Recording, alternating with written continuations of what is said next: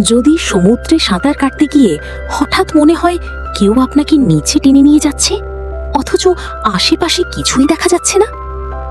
এক নারী সমুদ্রে সাঁতার কাটতে নেমে একটু স্বস্তি পেতেই হঠাৎ অনুভব করে কিছু একটা তাকে নিচের দিকে টানছে। সে চারপাশে তাকায়, কিন্তু কিছুই দেখতে পায় না।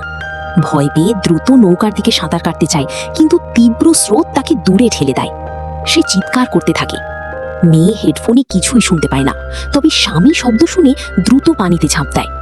অনেক কষ্টে তাকে ধরে নৌকার কাছে নিয়ে আসে, আর বাচ্চাদের সাহায্যে তাকে উপরে তোলা হয়।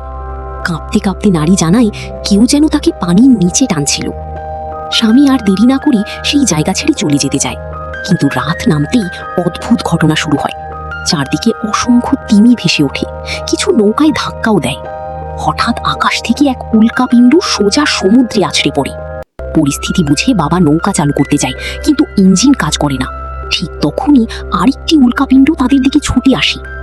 সে পরিবারকে জড়িয়ে ধরে সবচেয়ে খারাপের জন্য প্রস্তুত হয়। ভাগ্য ভালো, উল্কাটি অল্পের জন্য এড়িয়ে যায়।